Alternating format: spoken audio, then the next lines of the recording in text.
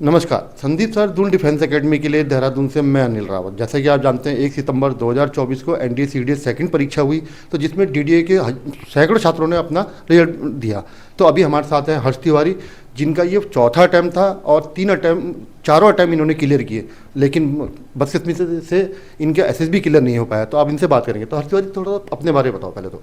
जी, मेरा नाम हर्ष तिवारी है। मैं हरदोई डिस्ट्रिक्ट ऑफ उत्तर प्रदेश से बिलोंग करता हूँ और मेरे पापा जी का नाम है मिस्टर मनोज कुमार तिवारी और मेरी माता जी का नाम है श्रीमती रेणु तिवारी। और मैं यहाँ पे मतलब एनडीए पहले रिटन प्रिपरेशन के लिए आया था, तो यहाँ पे फैकल्टी के सपोर्ट से और सब टीचर्स के हेल्प से मेरा एनडीए पहले ही क्लियर हो चुका था। फिर उसके बाद यहाँ पे जो एसएसबी की कोचिंग वगैरह मिलती है, तो उसमें भी मतलब यहाँ पे काफ़ी वगैरह सपोर्ट सबने किया और फिर मैं मतलब एसएसबी में कॉन्फ्रेंस आउट हो गया। तो जैसे पहले में हुआ, सेकंड अटेम्प्ट में क्या हुआ?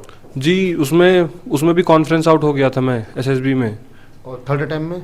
थर्ड अटैम्प्ट जो अभी मेरा उसमें था जुलाई में, उसमें जो मेरे इलाहाबाद में था उसमें भी मैं कॉन्फ्रेंस आउट हो गया था 11 एसएसबी बोर्ड इलाहाबाद से।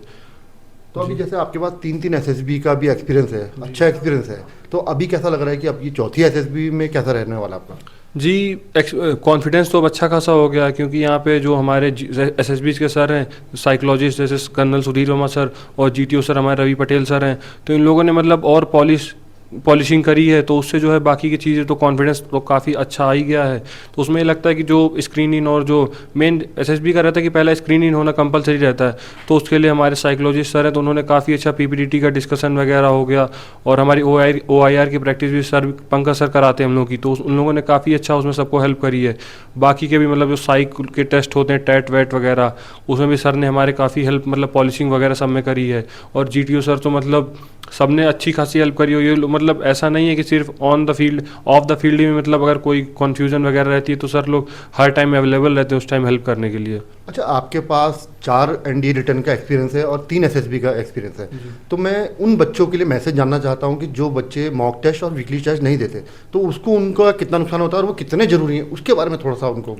जी, पहले तो मैं आता हूँ कि वीकली टेस्ट में जैसे ये रहता है कि जो टॉपिक आपको पर वीक पढ़ाया गया है, तो उसका आप मतलब सैटरडे को जैसे Sandeep sir Doon defence academy में टेस्ट होता है, तो उसमें मतलब ये रहता है कि जैसे जो आपने टॉपिक पढ़ा है, तो टेस्ट में उसी टॉपिक के अप्रॉक्स 25 क्वेश्चन रहते हैं। तो उसमें क्या रहता है कि एवरी टाइप ऑफ क्वेश्चन हम उसमें कवर कर सकते हैं, क्योंकि ऐसा है नहीं जब 120 क्वेश्चन आते हैं तो हमारे पास चैप्टर भी बहुत है, तो हम हर टाइप के नहीं कवर कर सकते। लेकिन जब वीकली टेस्ट होता है तो हम मतलब उसके बिल्कुल डीप जाके हर क्वेश्चन को खुद से एनालाइज करके और हम लोग अच्छा उसमें स्कोर करेंगे, जिससे हमारे जो बाकी के जो एनडीए का पेपर होता है, तो एनडीए का पेपर जैसे एक टॉपिक से नहीं होता, उसमें 2-3 टॉपिक क्वेश्चन मिक्स्ड रहता है। तो मॉक टेस्ट मतलब पहले बेसिक आपका बिल्कुल स्ट्रॉन्ग कर देता है, और फिर जैसे जो एनडीए का फुल मॉक लेंथ होता है, फुल मॉक लेंथ वगैरह में जो एनडीए की सबसे बड़ी जो प्रॉब्लम आती है, जो एनडीए जैसे बच्चे क्वेश्चन कर लेते हैं लेकिन उनसे टाइम मैनेजमेंट नहीं हो पाता, पेपर का एग्जाम प्रेशर होता है। तो सबसे इंपॉर्टेंट इधर कि एग्जाम प्रेशर यहाँ पे हम लोग हैंडल करना धीरे धीरे सीख जाते हैं, एग्जाम हॉल के फ्रेंडली हो जाते हैं। जी, क्योंकि यहाँ पे 5 मॉक होते हैं बिल्कुल सेम, जैसे वहाँ पे एनडीए का जो रियल पेपर होता है यहाँ पे मॉक हम लोग का सेम होता है। जी, जैसे 10 to 12 30 मॉक होता है, वैसे वहाँ भी पेपर होता है, उसके बाद 2 to 4 30 मॉक होता है, वहाँ भी होता है। तो वहाँ से हम लोग का पूरा एक तो बायोलॉजिकल सिस्टम ही बन जाता है, एग्जाम हॉल में बैठना और सीटिंग की हम लोग की आदत पड़ जाती है।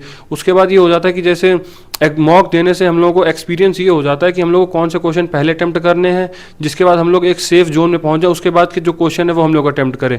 क्योंकि जब बच्चा वहाँ पे पहुंचता है तो वो सबसे बड़ी प्रॉब्लम आती है कि वो अपने जो उसके डोमेन के क्वेश्चन है वो नहीं उसमें से निकाल पाता है, वो सब टफ क्वेश्चन में फंस जाता है, तो उसके चक्कर जो बाकी के ईजी भी क्वेश्चन होते हैं वो छूट जाते हैं, जो उसको आते भी वो भी नहीं कर पाता। जी, टाइम मैनेजमेंट नहीं हो पाता है ना सब। यहाँ पे जैसे मॉक वगैरह में तो हम लोग का प्रॉपर गाइडलाइंस वगैरह मिलती है कि ऐसे ऐसे टाइम मैनेजमेंट होता है, सर लोगों के अंडर गाइडेंस की ये क्वेश्चन पहले अटेम्प्ट करना है, ये टॉपिक पहले अटेम्प्ट करना है, तो उससे मतलब हम लोग का प्रॉपर अच्छे से टाइम मैनेजमेंट वगैरह भी हो जाता है। चलो, अभी हम उम्मीद करते हैं दून डिफेंस एकेडमी परिवार की आपकी चौथी एसएसबी क्लियर हो और आप सेना का हिस्सा बने। Thank you. Kindly subscribe D-Day YouTube channel and don't forget to press bell icon.